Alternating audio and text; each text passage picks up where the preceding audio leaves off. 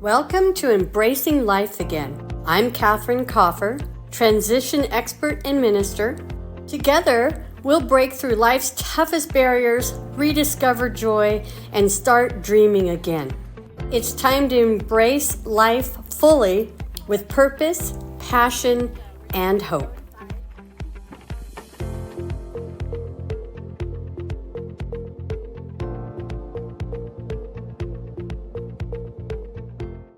Welcome to Embracing Life Again. I'm your host, Catherine Coffer, and I'm here on site with Cynthia Gregory. And my show is where I bring inspiration through life's transitions. And we're here in Sonoma. It's such a beautiful day. And we're behind a little, what kind of tree is that? I think it's a tulip. Anyway, it's gorgeous. And so welcome to the show. And don't forget to look for the adventures of Debbie and Theo. It's the last 10 minutes of the show. Okay, so I am going to introduce you right now. Yay. So this is Cynthia Gregory, and she's an award-winning writer and author of Journaling from the Sacred Soul. I mean, she has 3 books out now. And so she has a bachelor's degree in journalism, and she has a degree in literature from Mills College. I think that's a master's degree. It is. It is. So she has just written her 3rd book. Yes. And it's about, is it coming out or is it already out? It's out. It came out at the beginning of 2024. You have another one. I do have a new one coming out. Okay, so she has a 4th one coming out. Okay, so she is a best-selling author and just a lovely lady all around. So she is going to show us how people's stories, so she does a lot of short stories of people and how they overcome things, and maybe they're God stories where God has brought them to a place where it's God and you know it. You know God was when there, you know. Right? So anyway, so tell us about kind of your start for even wanting to journal, and then now where you're at, because it's a great story. Well, thank you. I started writing as a teenager. I found that, teenagers have a lot of emotional stuff going on. They have to try to make sense of it. And I found that when I wrote stuff down, I could manage my feelings better. Got them out of my head and out of my heart and onto the page. It made it so much easier. And then I just devoured everything I could read, because I love stories. I've always loved stories. I devoured everything I could read. Hemingway, Fitzgerald, all of it. And then I started writing stories, and I would submit them and get rejected. So I had to develop a bit of a thick skin, and I just kept writing, and I kept studying, and I'd keep sending stuff out. Eventually, I started getting these little mimeographed rejection slips with a personal note. Keep going, keep working at it. And it was all the encouragement I needed. And then I kept working at it, and then I started getting accepted. And then I started winning literary awards for my stories. So it was all the encouragement I needed to keep going. And then in, 2008, when I wrote my first book called Journaling is Sacred Practice, I had a bad breakup. I know. But instead of eating a gallon of Haagen-Dazs or something, I decided to journal my feelings, and I was going to channel those feelings into something productive. So I sat down for 40 days in a row, and I wrote 1,000 words a day for 40 days. Dang. And I had a book. You're like, I'm a writer. I hate journaling, so I'm not a writer. Well, I was really lucky that I studied it so much, so I had things to say about it. So this is a book about how to journal well and how to be productive with it.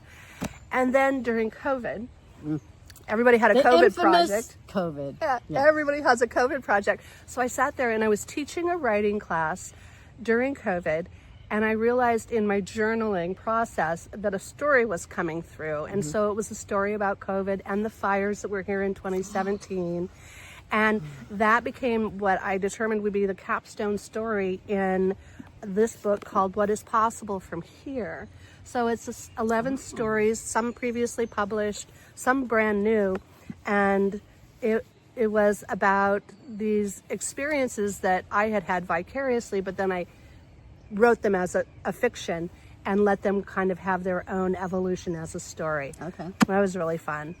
And then Love Notes from the Soul. That's a good one. In early 2023, one of my dear friends was turning 80, and she said, hey, do you want to go on a silent retreat in Big Sur? And I went, well, yeah, I do. So we went to a Benedictine monastery down in Big Sur, high above the ocean. I was sitting there one morning reading Mary Oliver, just absorbing the beauty of the place, listening to the monks chanting in the background. Oh, wow. And I was just overwhelmed with the beauty of the place. And I got a download, and it was just Love Notes from the Soul anthology. It was like marching orders. Wow. And then I started talking about it, and people were going, oh my gosh, yes, I want to be a part of that. I want to be a part of that. So I had 30 authors from 7 countries who wrote stories about something that changed their life in a significant way, but not just something that changed their life, what they did with it was the really interesting part. So it would give viewers and people ideas of how they can overcome their trauma or loss. Yeah, right? yeah. Because everybody has loss. Everybody has some kind of trauma in Nobody their life. gets off scot-free. Everybody No. has something to deal with. And I think that because these authors shared their vulnerability and what they learned from it, it gave people permission to kind of look at their own circumstances and say, I can do something with this. I can make something better from this. It was great. Wow. It was really great. That's awesome. Is there any story in that book that might be able, that really struck out at you that could help, almost all people? Do you have, I know you have many stories. I know. There's one in particular that just touched my heart so deeply. This is a beautiful woman that I met who had tragically lost her 5-year-old daughter 20 years earlier in a horrible accident. And that's heartbreaking enough. But she didn't stop there. She then spent the next 20 years traveling the globe, going to holy places, speaking to priests and monks and holy spiritual people to try to reclaim that part of herself. And it was a beautiful, beautiful story of spiritual healing, emotional healing, physical healing. Because we need all of that, yes. Grief is a physical reaction. Yes, it is. So I think that was the most profound story. They're not all that deep, not all of them. Some of them are more lighthearted, more fun. Okay. But it was a real variety of stories. So as a writer, and she's also a coach, sorry, I forgot to tell you that one. What have you learned from your own experience with journaling and storytelling in times of difficulty? And you already kind of prefaced it, that when you journaling, you got your emotions out on the paper. Yeah. But can you speak deeper on that? Yes, I think that one of the things, because I get to have a layer of coach over my literary interests, so it's always sort of a, what are you going to do about it? Can you empower yourself with this and do something more with it? And so I found that when people write their stories, very often they're afraid of being seen and heard. So they're afraid of that they're going to be judged, which is so natural. And so I've developed methods of coaching them to be able to write fearlessly and to find their own voice and to be able to stand in that space and own their story and let it take up space in the world. Wow. Yeah, because everybody has a story. Everyone has a story. You have amazing stories, and when we share them and we can demonstrate that it didn't beat us, that it actually made us stronger, it gives other people permission to do that too. It's beautiful. It does, and a lot of times when I tell my story, people are like, right? How'd you even think of choosing to do that? Right? So in then doing this was never in my wheelhouse, to have my own TV show to help people grieve well. Right? So you're doing with video that I do with print. It's like helping people live their lives in a much better and more satisfying way. Right. Giving them options and choices so you can choose to have joy and dream again. Yes. I had to It's a choose choice. Yeah. joy and dream again.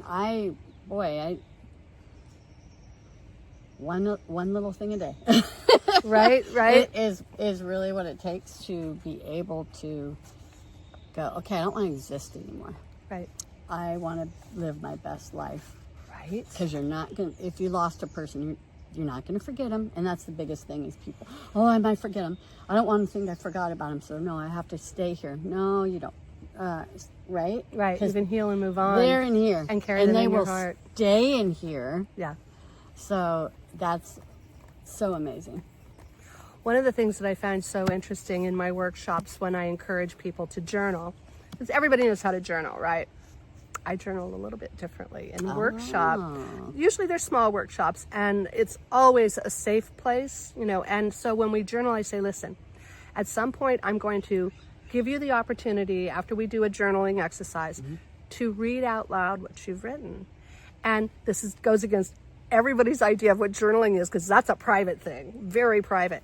But when we read in my groups, nobody comments, nobody criticizes, nobody offers any help. And what happens is writers, when they're really timid about it at first, but then they catch on about how empowering it is. When they hear the words they've written with their own voice, it resonates differently for them. And it's a kind of a healing experience. Wow. They hear it differently. Years ago when I was talking about journaling, in fact, how I got the name Journaling a Sacred Practice, if you've ever written anything down and you come back and look at it later and you go, who wrote that? Because that's really good. I say that's your soul talking to you. Oh. So when people read their writing out loud, it's kind of a metaphor for their soul coming through and talking directly to them as a dear heart. And they get quite emotional when they read just a plain journal entry they thought was just an ordinary piece of writing. It can touch them differently. And also I know, I've been told to journal, and I'm not good at it. I'll confess that right now.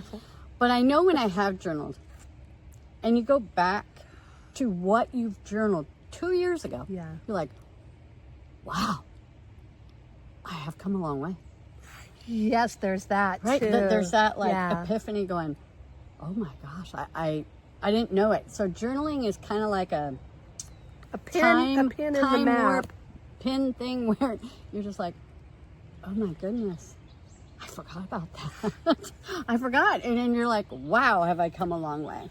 And our memories, you know, they get kind of hazy after time. But when you're in the moment and you capture the details of a feeling or a circumstance that's going on, it's very specific. So when you come back and revisit that, it kind of like sparks your memory and you can relive it all over again. Right. Or you can have the epiphany of going, wow, I've really changed. Yeah. Just in this last year, people are telling me, oh my gosh, you have changed so much. And I'm like, huh? Really?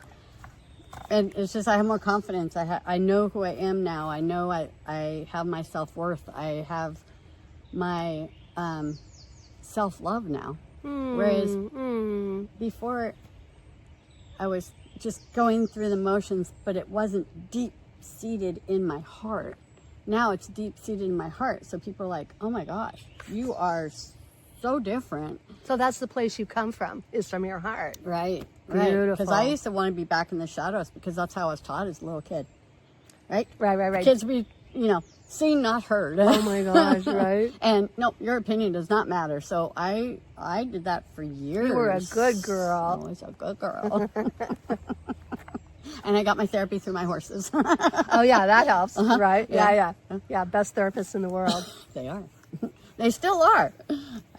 So eventually, guys, I will be doing a day retreat with my miniature horse, and I'm hoping to have another surprise of something in August to do pet therapy and help people get through, so people can experience in themselves just the oneness you have with the horse, and how they can totally read you, and they will Yeah.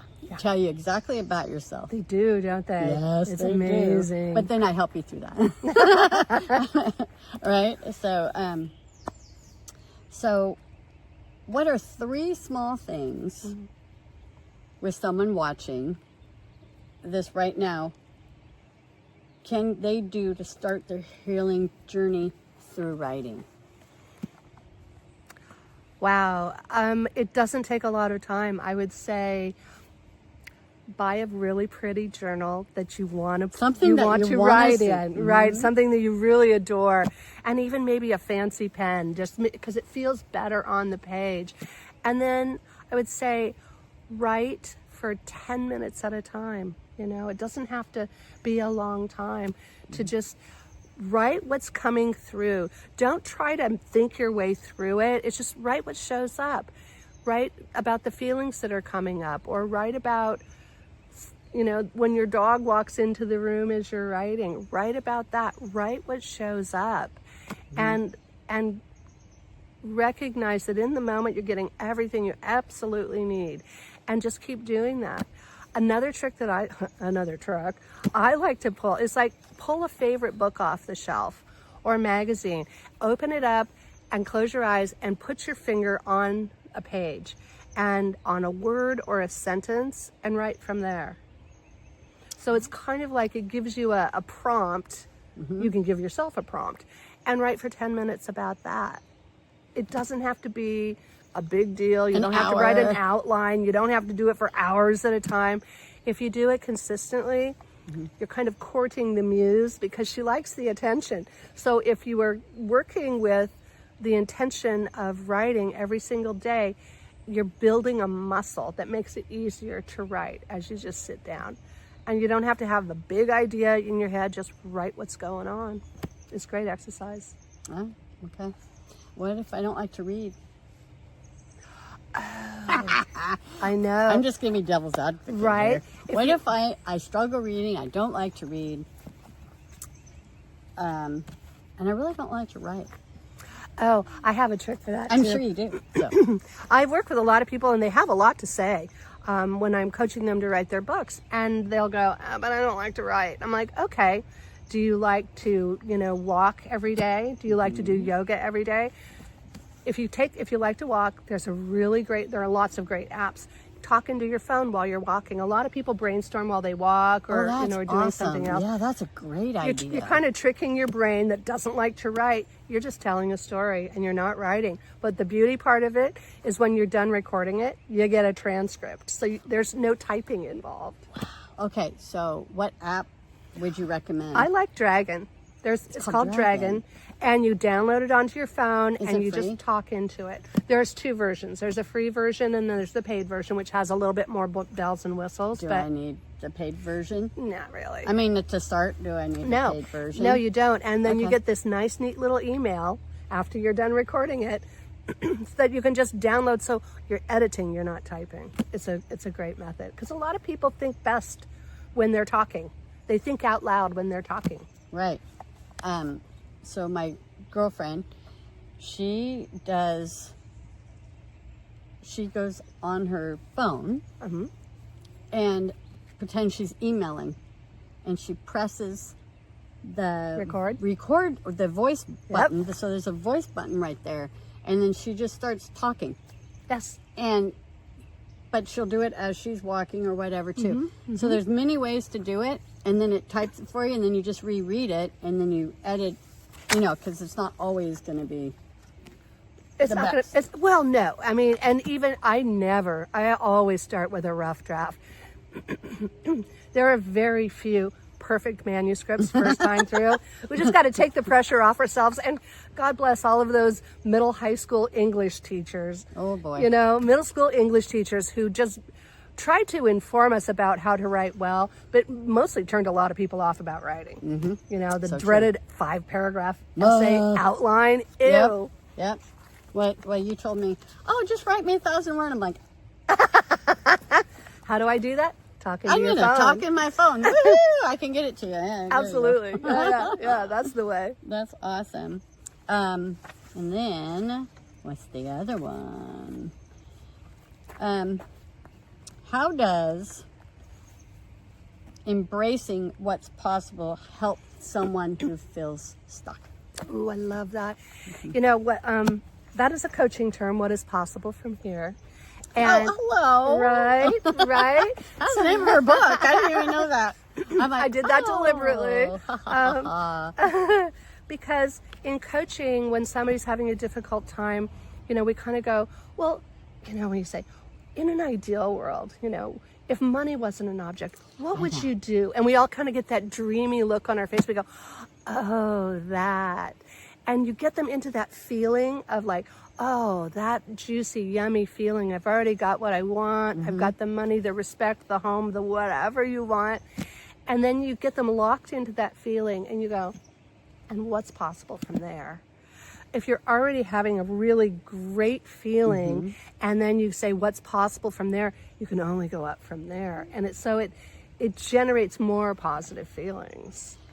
Okay. Devil advocate. Okay. I have these great feelings, but then you go, how's that going to happen?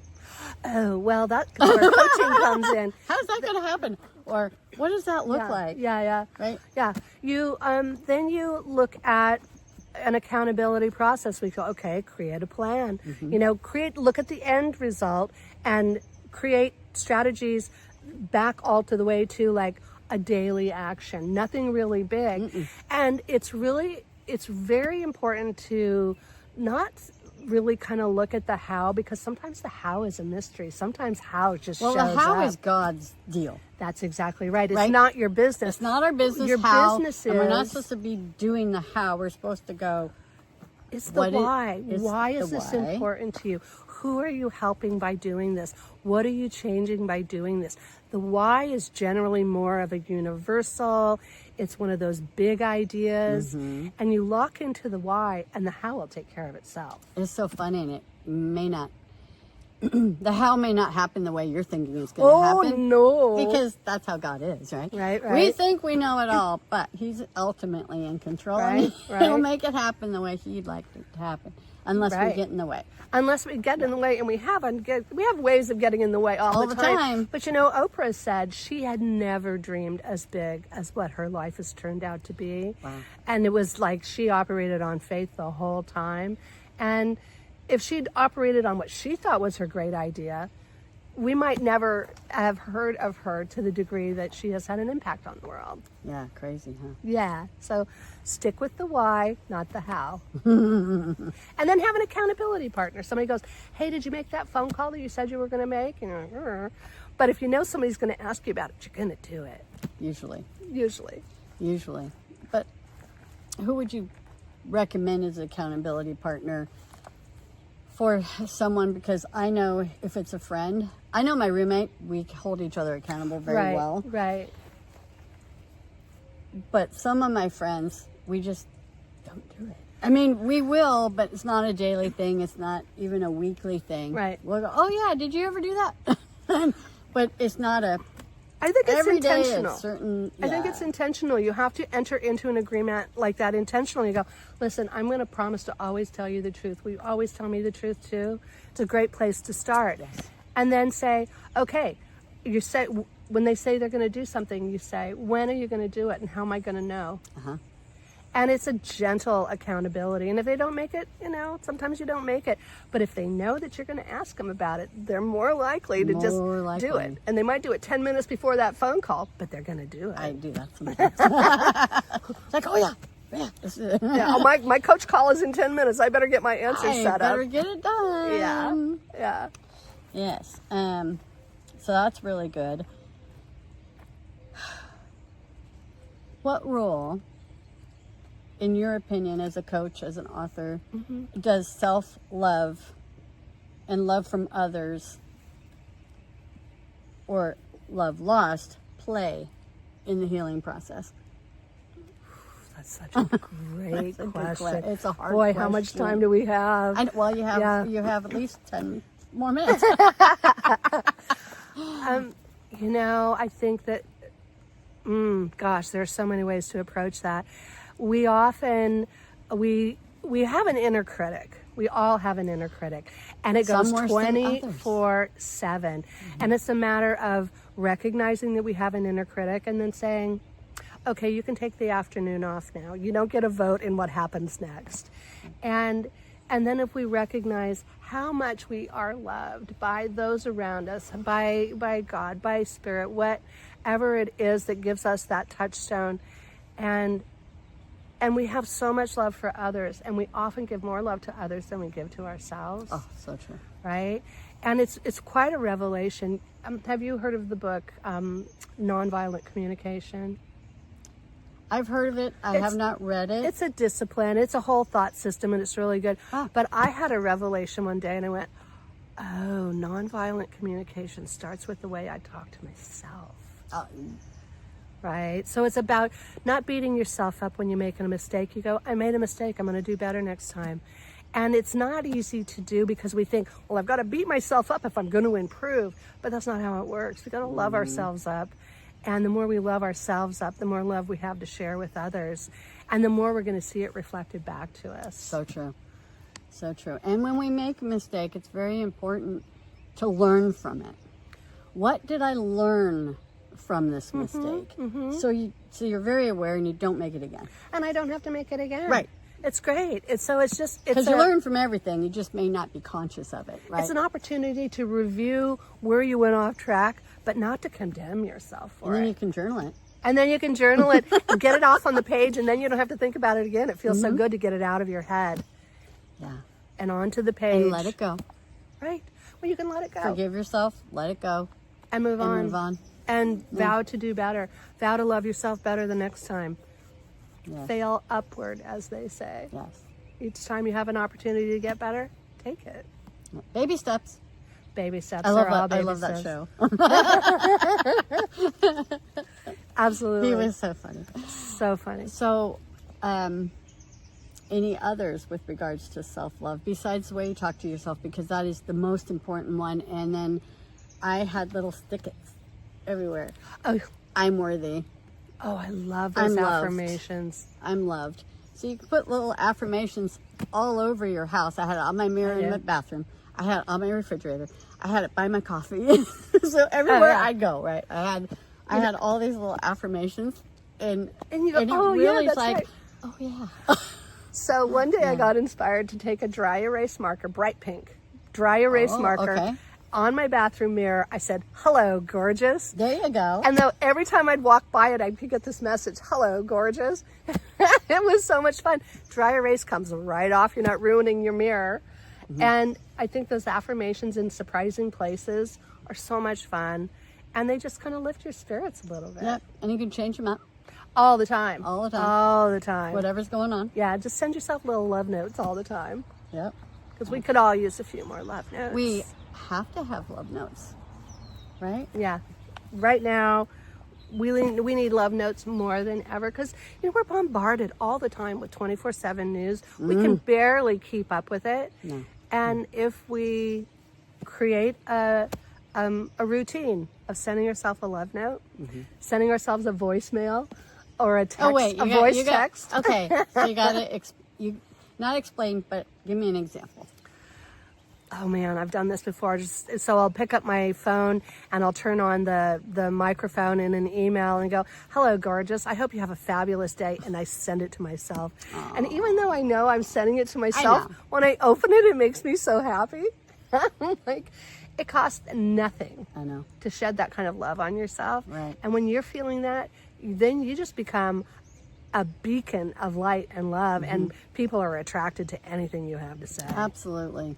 And one thing I tried to do, or I've always done it, but I'm more purposeful about it now, is because I know people don't love themselves and they don't hear good things about themselves. Yeah. So when I'm out and I see you and then something strikes me about you, I tell you.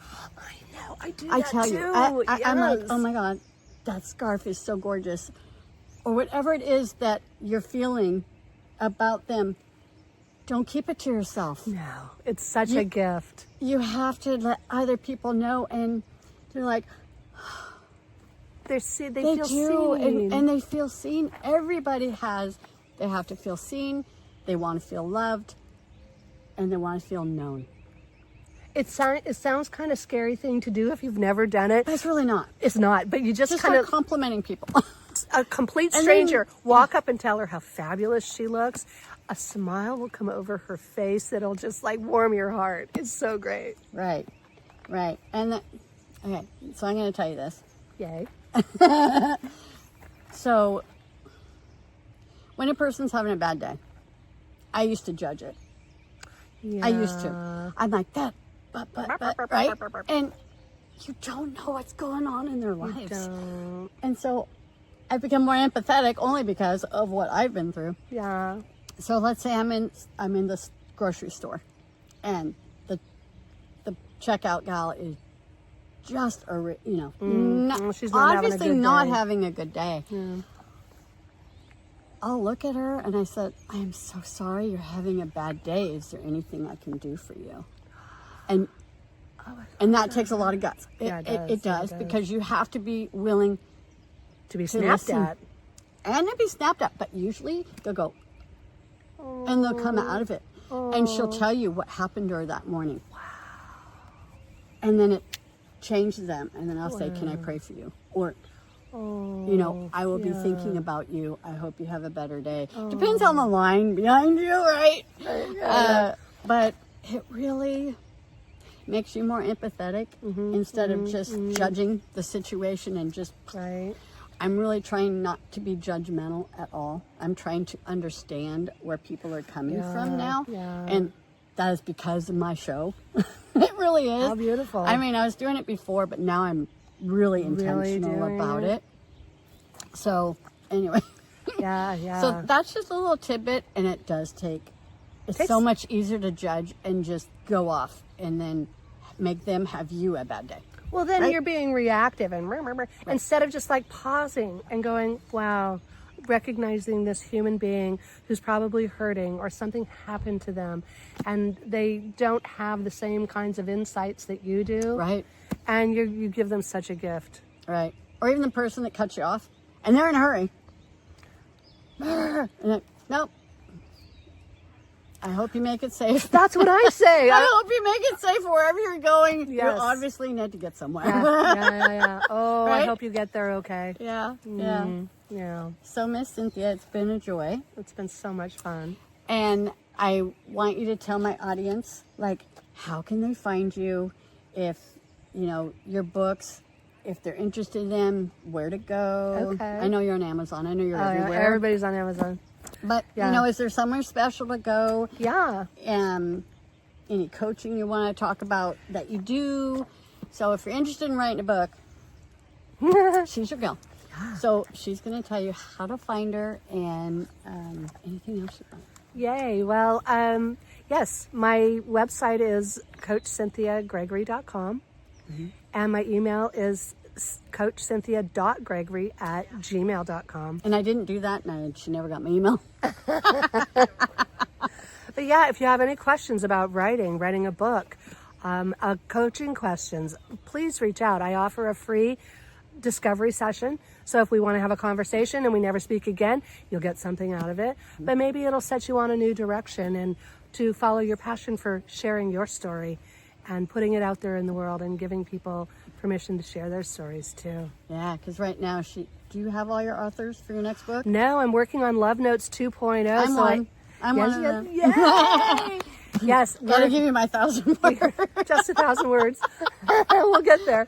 I'm gonna tell you my will. story. Yeah. Oh, it's so much fun though, because as an award-winning writer, I help my authors tell their story better. So they don't have to be perfect because they've got a good editor on their side. Right. And then we put all these stories together and we'll have a compilation of 40 amazing stories to share with the world by the end of the year. That would be awesome. It'll be so much fun. So if you're interested in publishing a chapter, if you're not ready to write a whole book and you want to write a chapter in a book that is soul-based and love-based, reach out. Let's have a conversation. Right. So do you have a website or anything? Or Yes. just email you? CoachCynthiaGregory.com.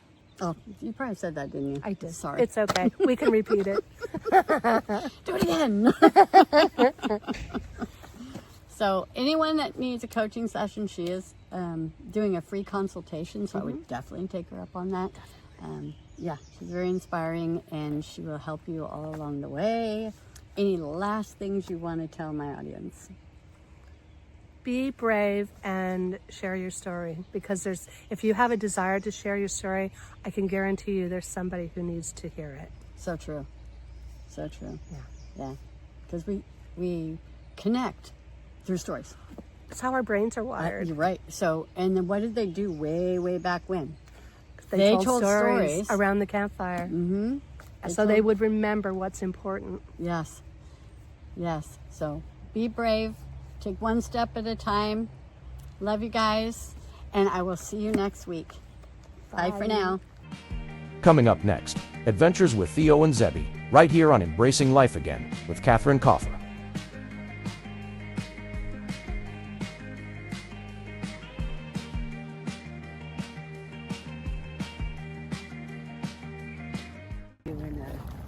So I am with Zebby right now. He's actually right here just kind of plugging along. He doesn't feel that great, but we need to get him out sooner than later. And this is his buddy Macho. So we're bringing Macho out with him, so if he does come up to a dog, we can see how he reacts, and then he'll probably look to Macho to see, oh, it's okay. But anyway, you'll see us walk down the street, and we're probably going to be going to the vet clinic, which is right down the street, and see if there's any dogs there for him, to see how he reacts.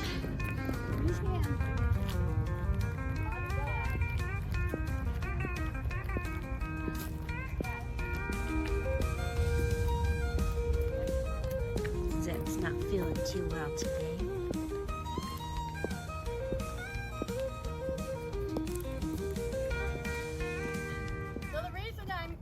So the reason I am carrying this now is because if a dog does come at me, I will forewarn the owner that I will smack the dog.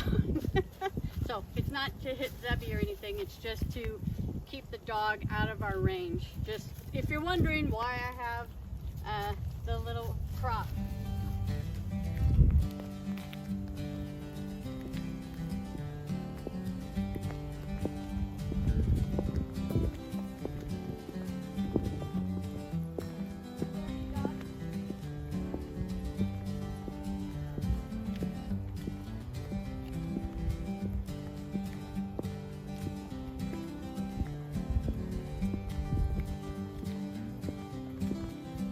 So this is the trail that Zebby was on when he got attacked, and there are two dogs coming up. So we're gonna see how he does. So Phyllis, why don't you go with me? And there's a horsey too. They are adorable. Hello. Oh, it's just a little one of you. Now, are they minis or ponies? Yeah. They're mini. They are minis. Yeah. Thank you. Have a good day. Can I see how he is? He got attacked by a dog that was off leash over here last Thursday, and I just want to make sure he's okay because he was really timid Do you need us to do something? No, I just wanted to see if he'll come up to you. Yeah, that's right. And this one's friendly. I think this one is too, although he sometimes barks at other dogs. Hi, sweetheart. A little Frenchie. Are you okay with him? Oh, yeah. Probably want to play. You're doing so good. I'm sure he'd like to play with the horses. You can come around. He likes to play with the cows, but he gets Oh, you're doing so good, Sid. Yes. Good boy. Good job, Zebby. Yeah, he's a therapy horse. You Yeah, do I've have been to over go there stuff- to volunteer. Right, with dogs, right? Oh, yeah, it is Yeah, you. yeah. Oh, Yeah, hello. Yeah, I was just thinking about that. I haven't been called yet, but I would, I was out just hop over. Yeah. We got three puppy interactions. Hi, Here we go. baby. Oh, but Three you're doing different so good. You're doing good, So Zed. the dog just jumped. Oh. A dog was circling us and just hit his hind end, and he's still yucky from it. Yeah. So, Zach, you said? Good job, Zebby. Zebby. Zebby, doing wonderful. I know. We're here to bring smiles and hope. That I can't tell you what he'll do because he had to fight off the dog. Yeah, probably So should when have he, Sweet puppy. Macho. And he's a little nippy, so. no, Macho is Phyllis's and he also belongs to the car. Okay. Potty, but nice. You'd be a good boy. No reaction whatsoever. That's wonderful, Zebs. You Say did hi to Rocco again to make sure. Yeah, say hi, Dad. Boy, it got nice and warm today. You did good.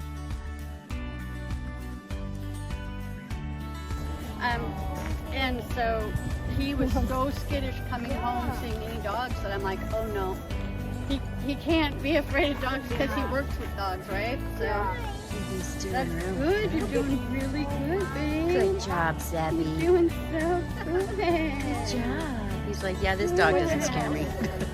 It was a Siberian Husky mix, and he had bi eyes, right? But they just didn't look right. You know how you know a dog, this doesn't look right that day, and he didn't look right, and he wasn't right. Oh, hi, honey. So, I brought this just to fend them off. Yeah, so smart. Fend anybody off.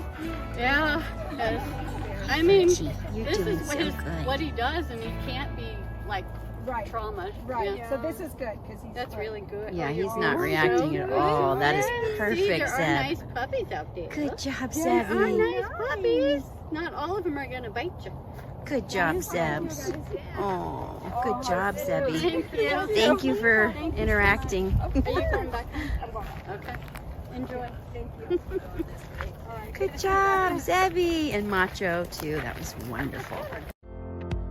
You've taken the first step to embracing life again. Let's continue to break barriers, find joy, and dream without limits. Join us next time and let's discover inspiration through every transition together.